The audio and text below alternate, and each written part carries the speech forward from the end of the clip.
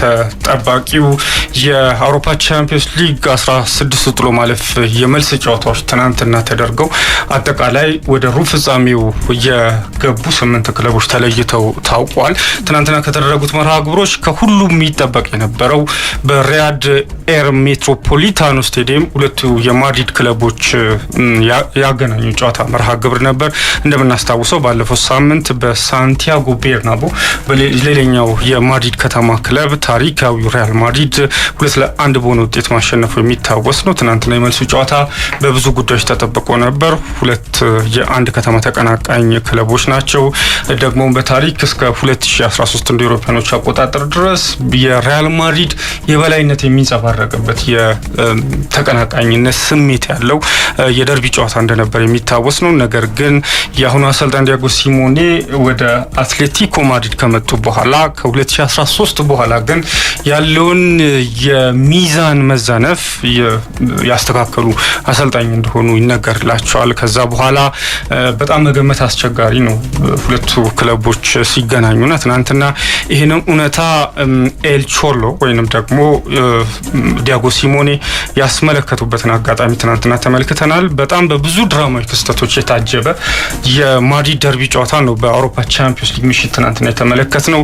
ጨዋታው እንደጀመረ ገና በሴኮንዶች ውስጥ ነው የመጀመሪያ ጎል አትሌቲኮ ማድሪዶች ማስቆጠር የቻሉት። 27 ሴኮንድ ብቻ ነበር የወሰደበት። ትናንትና ኮነር ጋላገር የቀድሞ ቼልሲ የአማካይ ስፍራ ተጫዋች ትናንትና ለአትሌቲኮ ማድሪዶች ቀዳሚ የሚሆኑበትን የሚመሩበትን ጎል ማስቆጠር የቻለው።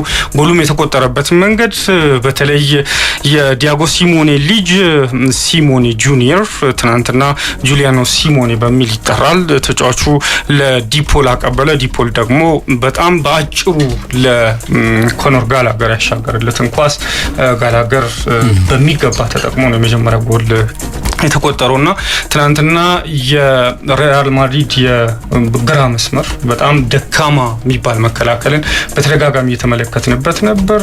ደግሞ የአትሌቲኮ ማድሪድ ቀኝ መስመር ደግሞ በጣም ጠንክሮ በጣም የሶስቱ ተጫዋቾች በተለይ ኮነር ጋላገር፣ ዲፖልና ጁሊያኖ ሲሞኔ የነበራቸው ጥምረት የመሀል ሜዳውን ብልጫ ትናንትና በተለይ የመጀመሪያ ጨዋታ አጋማሽ ላይ በአትሌቲኮ ማድሪድ የበላይነት ጨዋታው እንዲጠናቀቅ ያደረገውን ተደጋጋሚ አጋጣሚ ትናንትና ተመልክተን ነበር። እንደው በመጀመሪያ ጨዋታ አጋማሽ በኤክስጂ ወይም ደግሞ ወደ ጎልነት መቀየር በሚችሉት ግምታዊ ቁጥራዊ መረጃዎች በጣም ዝቅተኛውን ቁጥር ነው ትናንትና ሪያል ማድሪዶች ያስመዘገቡትና ትልልቅ ተጫዋቾችን ኳክብቶችን ያሰባሰበው የሪያል ማድሪድ የፊት መስመር ትናንትና ምንም ማድረግ አልቻለም። 120 ደቂቃዎችን በወሰደው የጨዋታ አጋጣሚ ትናንትና 70ኛው ደቂቃ ላይ በሁለተኛው ጨዋታ አጋማሽ የተገኘውን የፍጹም ቅጣት ምት ውሳኔን ቪኒሲየስ ጁኒየር ትናንትና መጠቀም አልቻለም። ቪኒሲየስ ጁኒየር እና ደግሞ የአትሌቲኮ ማድሪድ ደጋፊዎች ያላቸው ግንኙነት ይታወቃል። በጣም የሻከረ ነው።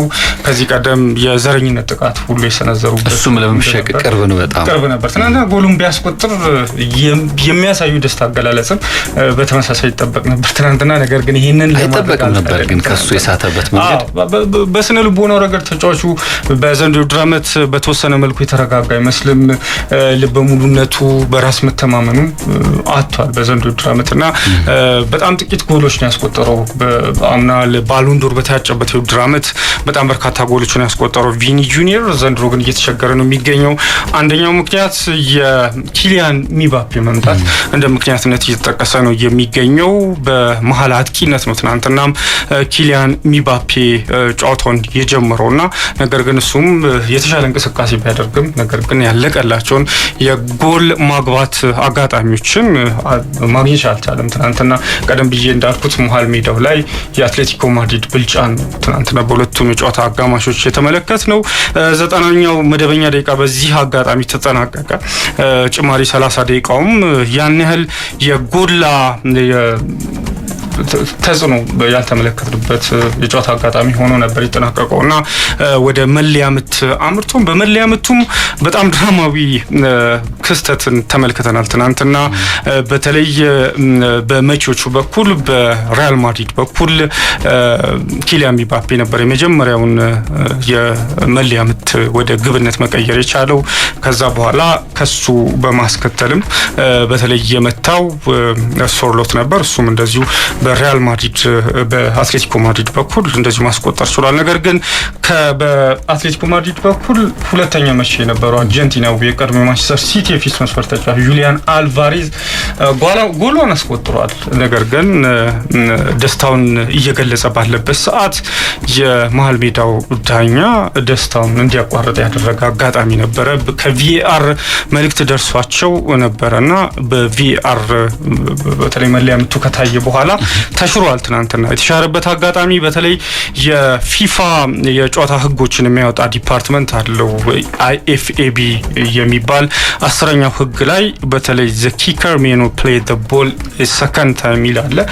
ሁለት ጊዜ መቺው ኳሷን መጠቀም አይችልም የሚል ህግ አለና ያንን ህግ ጥሷል በሚል ነው ትናንትና በቪአር የመለያ ምቱ የተሻረበት። በተለይ ከጨዋታው መጠናቀቅ በኋላም አሰልጣኝ ዲያጎ ሲሞኔን ያበሳጨው ውሳኔ እንደነበር ተመልክተናል። ቪአር በዚህ ህግ ምክንያት መለያ ምቱ ሽሮታል። ብዙዎችን ያወዛገበ ሁለት ጊዜ ንክኪ ነበረው የሚለው በትልቁ በጥያቄነት እየተነሳ ነው የሚገኘው። ትናንትና ጁሊያን አልቫሬዝ ኳሷን ሁለት ጊዜ አልነካም ነክቷል የሚሉ ሀሳቦችን እየተመለከተ እንገኛለን። እንደውም መለያ ምቱን ከመታ በኋላ በተወሰነ መልኩ ተንሸራቶ ርቋል። ተጫዋቹ የመንሸራተት አይነት አዝማሚያም እንደዚሁ ተመልክተንበታል። ነገር ግን የIFAB 10ኛውን ህግ ጥሷል በሚል ነው እንግዲህ ትናንትና ሁለት ጊዜ ንክኪ ነበረው ኳሷን ወይ መለያ ምቷ ላይ ጁሊያን አልቫሬዝ በሚል ተሽሯል። ማርኮስ ሎሬንቴም ሌላኛው መለያ ምት ሳይጠቀምበት የቀረ የአትሌቲኮ ማድሪድ ተጫዋች ሆኗል። ትናንትና በካርሎ አንቼሎቲ በኩል ሉካስ ቫስኬዝ ብቻ ነው ትናንትና ከአምስቱ መቺዎች መለያ ምቱን ማምከን የቻለው። የተቀሩት አራት ተጫዋቾች መለያ ምቱን በሚገባ ተጠቅመውበታል። ትናንትና ኪሊያን ሚባፔ እንደዚሁ የመጀመሪያውን መለያ ምት ያስቆጠረ ተጫዋች ነበረ።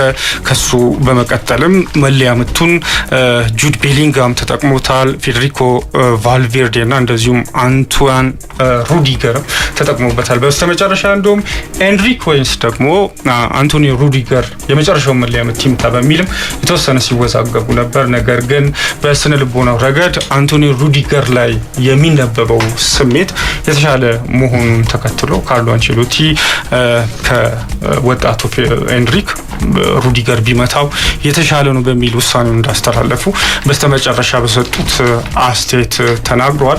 እንግዲህ ትናንትና በዚህ ድራማዊ በተሞላበት የጨዋታ አጋጣሚ በመለያ ምት በታገዘው የአውሮፓ ቻምፒዮንስ ሊግ 13 ጥሎ ማለፍ የመልስ ጨዋታ ትናንትና ሪያል ማድሪድ አትሌቲኮ ማድሪድ በድጋሚ ጥሎ ወደ ሩብ ፍጻሜ የገባበትን እንግዲህ ውጤት አስመዝግቧል። ትናንትና በሩብ ፍጻሜው ከአርሰናል ጋር ነው የሚገናኘው። በርካቶች ትናንትና በነበረው የጨዋታ አጋጣሚ ከሪያል ማድሪድ አትሌቲኮ ማድሪድ ቀደም ብሎ አትሌቲኮ ማድሪድ አርሰናል ቢያገኝ የተሻለ ነው የሚሉ ግምቶች ነበሩ። ትናንትና ግን በሜዳ ላይ የተሻለ የነበረው አትሌቲኮ ማድሪድ ነበረ። በመከላከሉ በማጥቃቱ መሀል ሜዳ ላይ በነበረው ፍልሚያም የተሻለ ነበረው አትሌቲኮ ማድሪድ ነው። ነገር ግን በመለያ ምት ተሸንፈው ከአውሮፓ ቻምፒዮንስ ሊግ ውጪ ሆኗል። አርሰናል እንግዲህ እንደ አውሮፓኖቹ አቆጣጠር 2006 ላይ ሪያል ማድሪድን ካሸነፈ በኋላ ለመጀመሪያ ጊዜ ነው በቻምፒዮንስ ሊጉ የጥሎ ማለፍ ጨዋታ ከሪያል ማድሪድ ጋር የተገናኘው።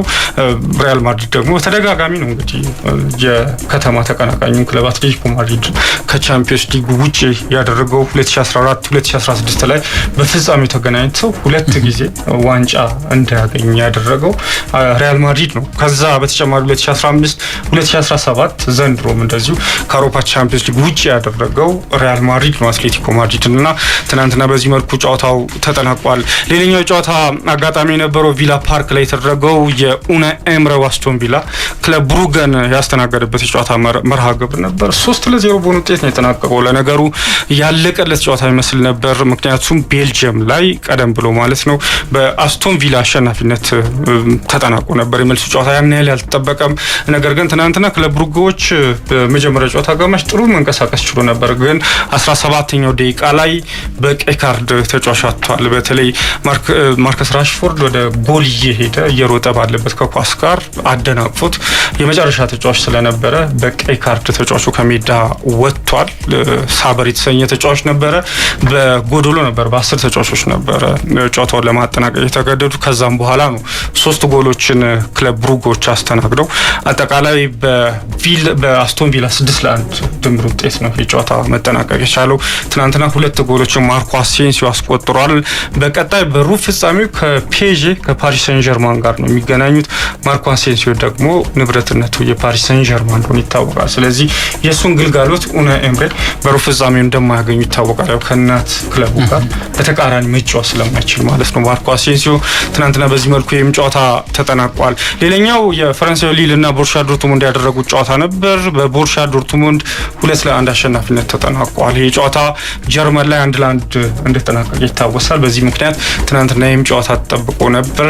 5ኛው ደቂቃ ላይ በጆናታን ዴቪድ አማካኝነት ሊሎች ጎል አስቆጥሮ ነበር። ነገር ግን ሁለተኛው ጨዋታ አጋማሽ ላይ ኤምሬ ቻን በፍጹም ቅጣት ምት እንደዚህም ደግሞ ሌላኛው ተጫዋች ቤይር በጨዋታ ጎል አስቆጥረው የኒኮ ኮቫች ቡድን ትናንትና 2-1 ሊልን አሸንፎ በድምር ውጤት ወደ ሩብ ፍጻሜው ማምራቱን አረጋግጧል። በሩብ ፍጻሜው ከሃንሲ ፍሊክ ባርሴሎና ጋር ወዲሁ የሚገናኝ ይሆናል። ኤምሬትስ ስቴዲየም ላይ ትናንትና ከፒኤስቪ ጋር አርሰናል ያደረገውን ጨዋታ 2-2 አቻ በሆነ ውጤት አጠናቋል። 9-3 በድምር ውጤት ወደ ሩብ ፍጻሜው ማምራቱን አረጋግጧል። አርሰናልም በሩብ ፍጻሜው እንግዲህ ከሪያል ማድሪድ ጋር የሚገናኝ ይሆናል።